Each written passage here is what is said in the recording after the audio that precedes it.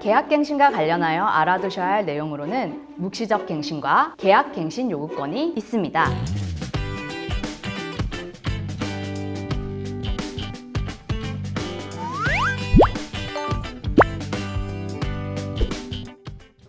안녕하세요, 구독자 여러분.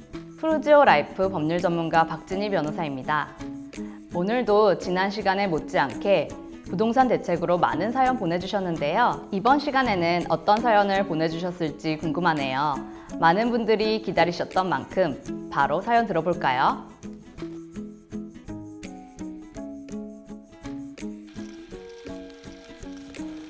안녕하세요, 변호사님. 저는 약 2년 전에 처음 임대인이 된 초보자입니다.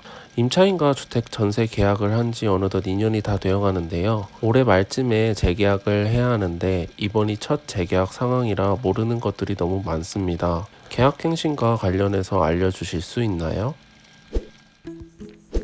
네, 아무래도 처음이라 모르는 것들이 많으실 텐데요. 우선 계약갱신과 관련하여 알아두셔야 할 내용으로는 묵시적 갱신이 있습니다. 묵시적 갱신이란 임대인과 임차인이 계약갱신에 대한 아무런 의사표시를 하지 않았을 경우 계약이 갱신되는 것으로 간주된다는 것인데요. 개정 전 주택임대차 보호법에서는 임대인이 임대차 기간이 끝나기 6개월 전부터 1개월 전까지의 기간에 갱신 거절 통지를 하지 않을 경우 전 임대차와 동일한 조건으로 계약이 갱신되는 것이고 임대차 존속기간은 2년이라고 정하고 있었습니다.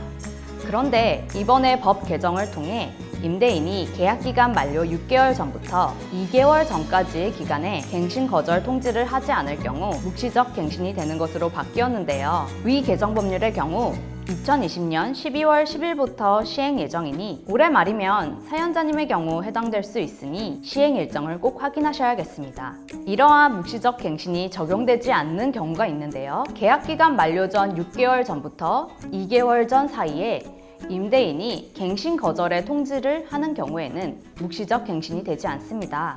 그런데 2020년 7월 31일 임대차 보호법이 개정되면서 임대인이 갱신 거절 통지를 하는 경우 임차인은 계약갱신 요구를 1회에 한해 행사할 수 있게 되었고 임대인은 정당한 사유 없이 거절할 수 없게 되었습니다. 만일 임차인이 계약갱신 요구권을 행사하게 된다면 계약이 2년간 연장되는 것이죠. 근본에 새로이 만들어진 계약갱신 요구권 규정은 법 시행 전에 체결된 임대차 계약에도 적용할 수 있도록 하였습니다. 그렇다면 임대인이 임차인의 계약갱신 요구권 행사를 거절할 수 있는 정당한 사유에는 무엇이 있을까요?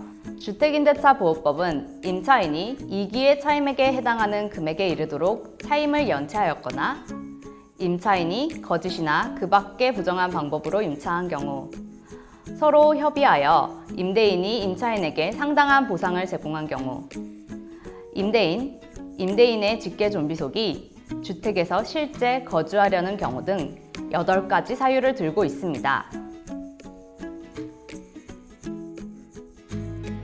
임대차 계약서를 작성할 때 특약사항 팁을 말씀드리자면 통상 차임의 경우 민법에 따라 월 말에 지급하도록 되어 있으나 강행 규정이 아니므로 임대인은 임차인과 협의하여 차임 선불 약정을 할 수도 있습니다. 또한 차임이 연체될 경우 연체 이자에 대해서도 별도 약정을 해둘 수 있습니다. 오늘은 임대차 계약 시 묵시적 갱신과 계약갱신 요구권에 관련해서 바뀐 내용에 대해 알아보았는데요. 첫 재계약으로 고민하고 계시는 사연자님에게 도움이 되셨으면 좋겠습니다.